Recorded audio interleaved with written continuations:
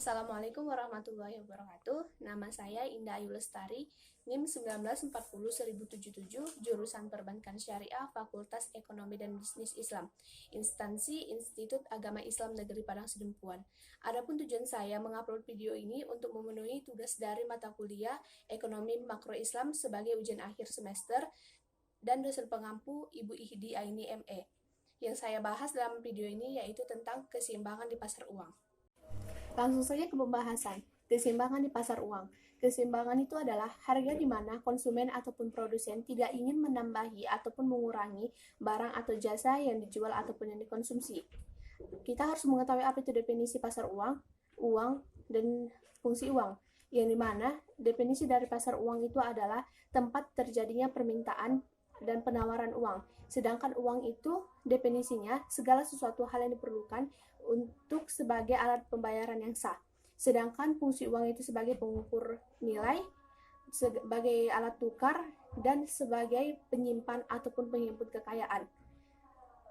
Definisi pasar uang tadi yaitu tempat terjadinya permintaan dan penawaran uang, di mana definisi permintaan uang yaitu jumlah uang yang dibutuhkan oleh masyarakat sebagai transaksi, berjaga-jaga, dan spekulasi. Sedangkan penawaran uang definisinya yaitu jumlah uang yang beredar di masyarakat berupa uang kartal dan uang giral.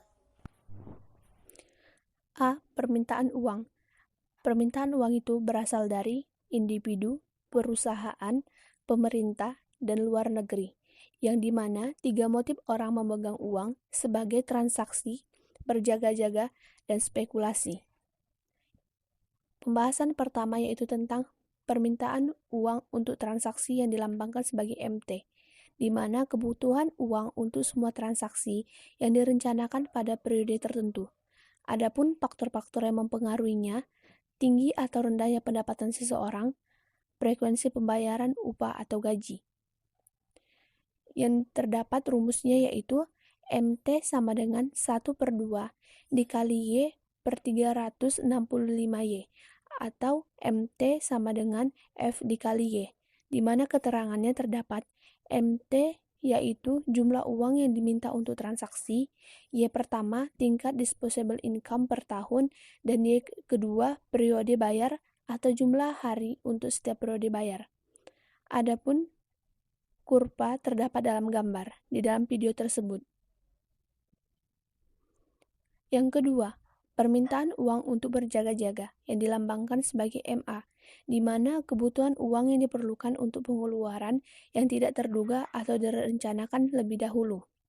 Besar kecil MA dipengaruhi oleh harapan frekuensi pembayaran upah atau gaji, tinggi atau rendahnya pendapatan, serta tidak terpengaruh oleh tingkat bunga yang dilambangkan dengan I, karena MA akhirnya digunakan untuk MT karena motif 1 dan 2 dapat disatukan dan dinyatakan dalam persamaan MT tambah MA sama dengan M1 sama dengan F dikali Y.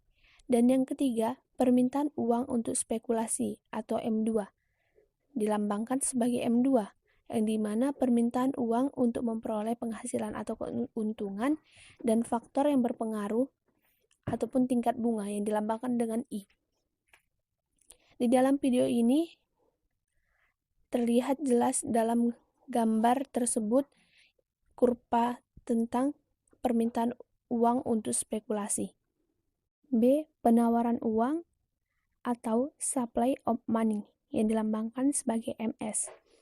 Jumlah uang kartal atau giral yang beredar dalam masyarakat bukan bank atau sebagai jumlah uang kartal plus giral di luar sistem moneter yang dimiliki sektor swasta domestik, yang dimana besar kecilnya uang kartal tidak dipengaruhi oleh variabel lain kecuali oleh kebijaksanaan pemerintah. Dan uang giral dipengaruhi oleh tinggi rendahnya tingkat bunga, dilihat dari perubahan nilai deking yang harus dimiliki oleh bank umum, terutama yang berupa deposito berjangka. Tingkat bunga naik, maka deposito berjangka naik. Nilai deking semakin besar, kemampuan bank umum memberi kredit semakin besar, dan jumlah uang giral yang beredar dalam masyarakat semakin besar. Adapun di dalam video ini terdapat gambarnya tentang penawaran uang kartal dan uang giral.